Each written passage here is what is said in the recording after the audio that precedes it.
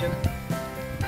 I'm camped the night up here, canyon near my home, near the shop, and I'll show you a little bit of some of what I did in a moment. But right now I'm anxious to get a little bit of cooking going here. So I've got me a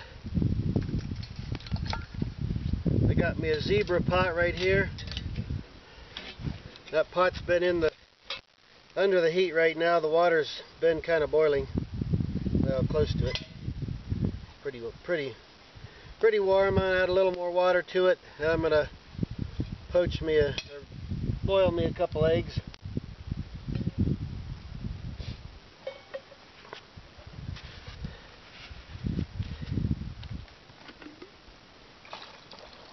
Cool the water down a little bit.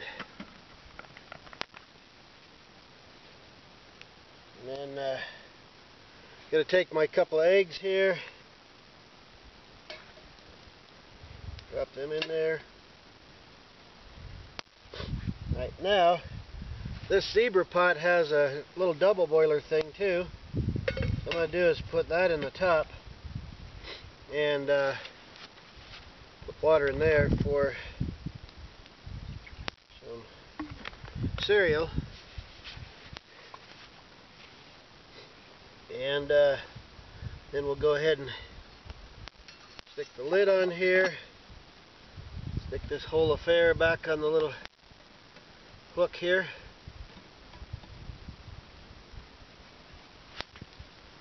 I don't know if it shows on that end. I drove the suspension stick into the ground, and then since the ground is really wet and muddy here, I went ahead and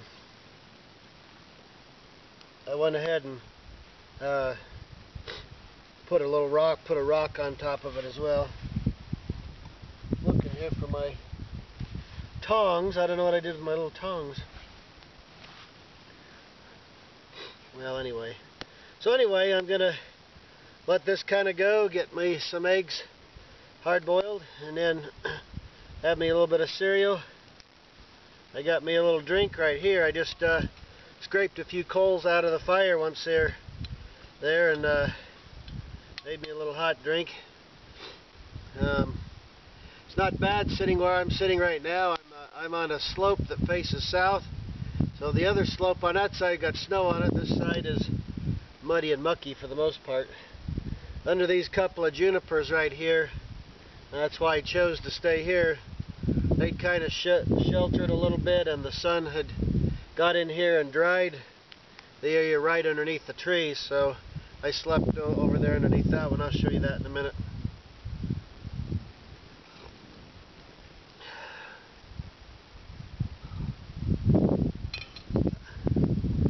That's all doing nice. I stayed out here last night until, I don't know, 2:30 in the morning. It's about 2:30 in the morning, reading a magazine, writing a blog.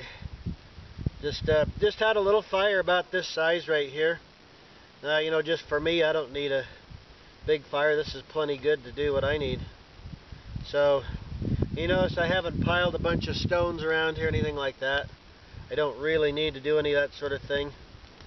When it's all said and done, I'll probably have everything burned down and scatter the ashes around a little once they cool off, and probably be hard to notice that anybody was really in here when I get done. But anyway, so that's just kind of an introduction to what I'm doing here. I'm going to show you a few things in my camp and kind of what I did. I'm going to show you a few product things that I'm working on. So here's where I spent the night. Right here underneath this juniper tree. Junipers are known for, typically the ground can be pretty soft underneath them because of all the debris that over the years falls out onto the ground. And this being facing south that way, we get the sun, you know, onto here a good part of the day, all the afternoon to evening. So this area right here had kind of dried out compared to everything else, is very muddy and mucky. So I decided to sleep right here. So I'll just show you show you how I did my sleep setup. What I've got here, this is the personal survival blanket. This is the actually personal concealment blanket. This is multi-cam on both sides, and this is just the regular size, which is 6 feet wide by 7 tall. So that worked really nice for me. So I'll flip it back, and this is just a scrap of foam from our shop from when we make our blankets and stuff. I just rolled it up. I got a couple elastic bands around it. That's my pillow. Very, very soft and nice. I know it looks ugly as sin, but anyway, so I got under this cover, and that's how I slept the night. And I had my fleece that I brought with me for my poncho. I had this folded in half, kind of in fourths, and I was using it over by the fire last night because the ground was kind of cold. So I folded this up to kind of sit or lay on, and then I just brought it over here and laid it out so I could give me a little extra padding underneath me.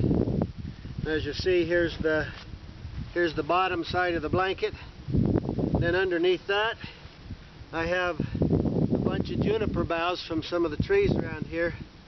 I didn't take the time to pile them as deep as I normally would. That's one of the reasons I put the fleece in there too, just to give me a little extra padding. But I stacked them up about 6 or 8 inches thick in here, not as neatly or thickly as I normally would. And then I just threw my blanket down on there, my fleece folded in half on top of there to lay on, and then my blanket here as my cover. And the breeze is blowing down the canyon, so it's coming this way. So I like to keep my fold, you know, away from the breeze, so you don't get the breeze trying to lift up your blanket in the night or something like that. And I slept just fine like that. Normally I probably would have slept in a hammock, but sometimes I just like to do something different. so I did. I'm gonna go check on my breakfast now. Alright, I got me a little baggie, little packet of rolled oats. That's what I like to use for my cereal. I'm just going to dump it in this water here in the top. Hopefully I do this successfully. And I didn't even pre-measure it. I know about how much it is in here. And I like to use rolled oats because it's less gooey and that than the really quick cooking oats. And I got all day, so I ain't in any hurry about it. But it won't take long anyhow. So I'll get those cooking. I got a little salt packet. I'm gonna put a pinch of salt in there.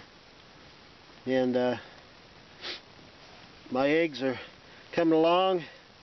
They should be ready any moment. I'll get some snow or something, probably put them in to cool them. Well, eggs are done.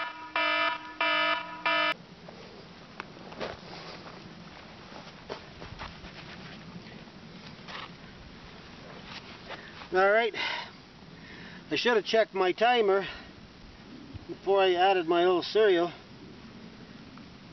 because I no sooner got it on there and I got the signal that my eggs were done. So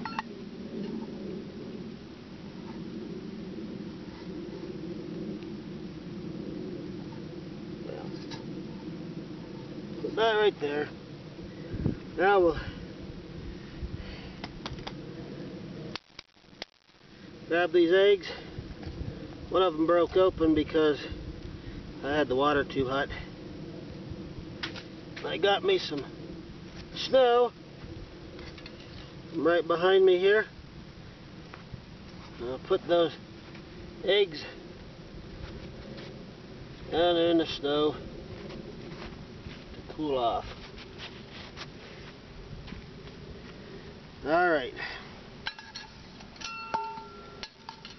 Now I'll put this lid back on. Oh, no, I won't put it back on. I put my cereal back in there,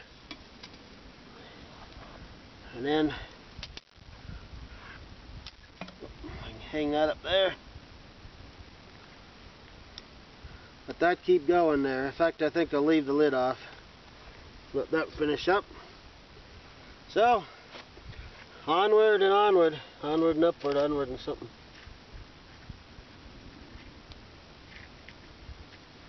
So, there we go. Fun, fun. Absolutely. Alright, my cereal's plenty done. I actually was tinkering around with some other stuff, so I just kind of let it go here. But you know, that's the nice thing is, since I was cooking this in a double boiler. I don't know if you can see me. Hopefully. So as I was cooking a double boiler, the boiling water in there was what's cooking my cereal. So I could go way over time cooking this and never burn it, because you know, it can't get hot enough to burn because I'm cooking with steam. So anyhow, I've got a little bit of some, whatever that fancy granulated natural sugar stuff is. I don't know what it is called. A little of that on there. Put a little extra because I need a little extra sweetening today. And I don't have any milk with me because I could bring some powdered milk, I guess, but I don't usually have cereal without having some milk. I already blessed the food, so don't worry about that. Did that when I had my eggs. But so anyway,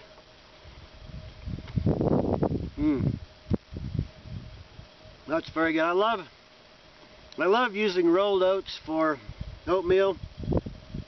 I grew up on it when I lived with my grandma and grandpa in Oregon when I was a young kid.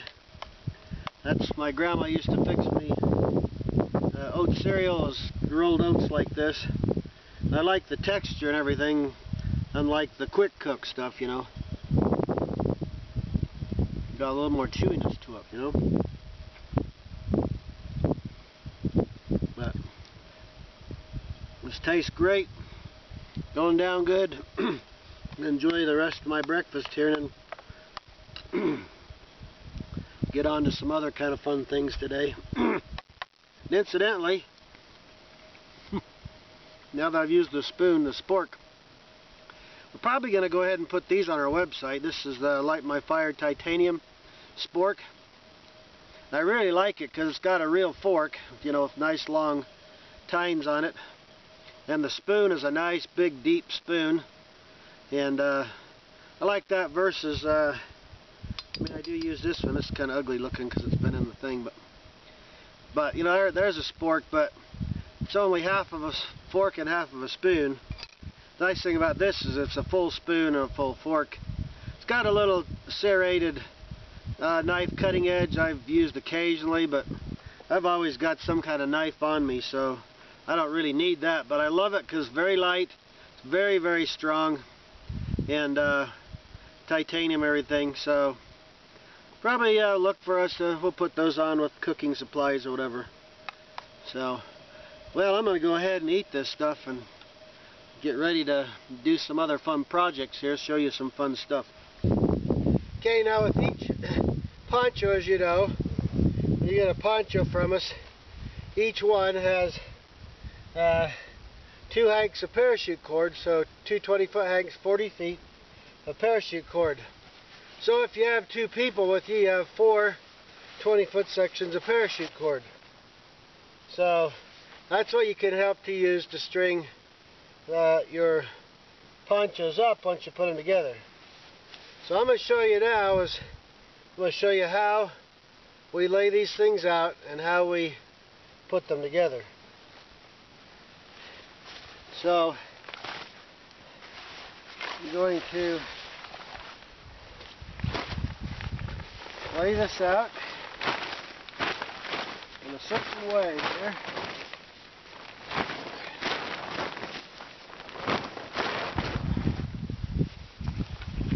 Okay, so there's one poncho laid out. As you can see, the hood is facing that direction. Ideally, we want to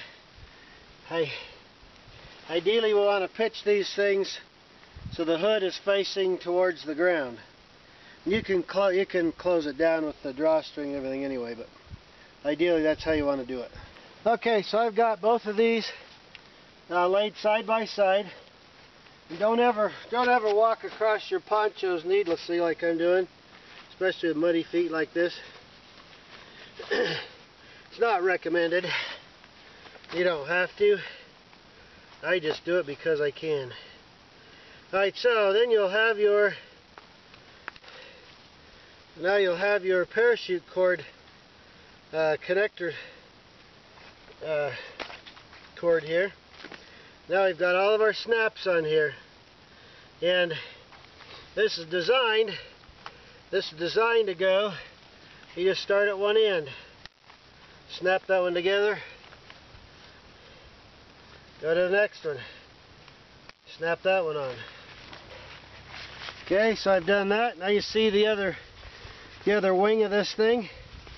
So one goes to one poncho, the other wing to the other one. We come down to this next one that I just snapped. We do the same thing again. And we just keep on moving down the line here. So here's the next one together, right here and here. And as you can see, this is very simple.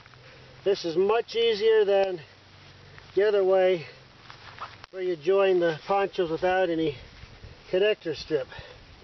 So I'm going to continue getting this thing all ready here, and then we'll have some fun putting it up. Alright, so now here's where the bank line comes in. I'm going to use that to tie off here, and I usually just use one of those Swedish knots. I use 2 fingers instead of my whole hand. Works good, especially on small stuff. Gives you a little tail you can grab to undo your knot. And you see, we just run this out however far we need, and allow a little extra to work with. And we're pretty good. We'll pound us a steak right here.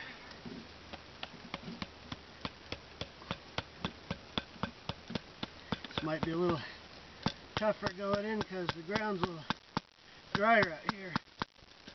But we'll just do that. We don't have to pull on it really tight. Just enough to get us going here. Put a taut line hitch in there so I can slide it as needed. This bank line holds those really nicely. And I've used this bank line on setups that we've left up in high winds. You know, a month of 20 to 30 mile an hour wind with gusts of 50. And it's held up really well, just this number 12. Right on my anchor the other side. Alright, so here's my shelter where I've just snapped together 2 ponchos. These are the long PSSL, 8 feet long, just a little under 5 feet wide. And so I've made kind of a lean-to with a little front overhang on it, and that works out pretty nice. I mean, you can see there's a little bit of a gap in there, you know, where they connect together, and you don't always have to do it that way, but I'm pulling pretty hard side to side just with how I set this up. But you know, I mean, there's lots of different ways you can do it. That's one of the reasons that we have the cover strip is so that we can go over top of that and help keep things all under control. Alright, so we'll get the cover strip out, and maybe I'll show you this. On one end of the cover strip, the kydex that's in there is folded over right there, and right there. So what that does is make it so that you can, I just throw that over the top, it'll go down the back side. What that does is make it so you can hook this first end right there, and then we go on the back side and we can pull it down. I'll show you something else here in just a second. Every so often there's actually a tie strap on the inside, so in case it's really windy, that sort of thing, you can tie it off to the parachute cord in the middle, and that helps hold this thing down from flipping around.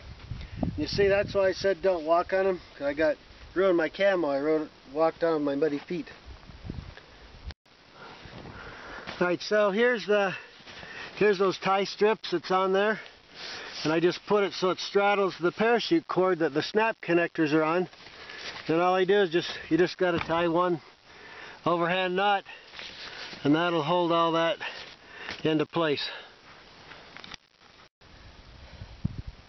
Well, here's the shelter made up, sleeping room easily for 2 people, plus some gear and that sort of thing. Not bad.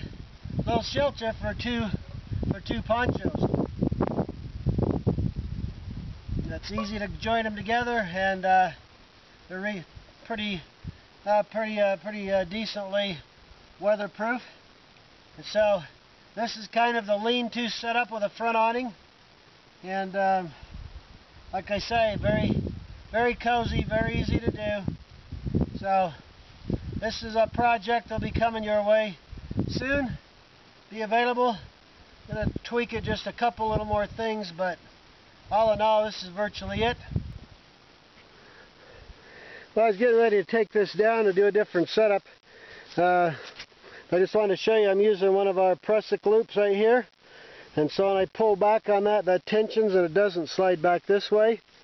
I just slid it through the loop on the poncho here, and then I just broke off a stick right here and shoved between there, so that pulls back on this. So that's how I'm pulling tension on it. I just wanted to show you that real quick. You can make your own Prusik loop, or you can buy them from us. We got them on our website.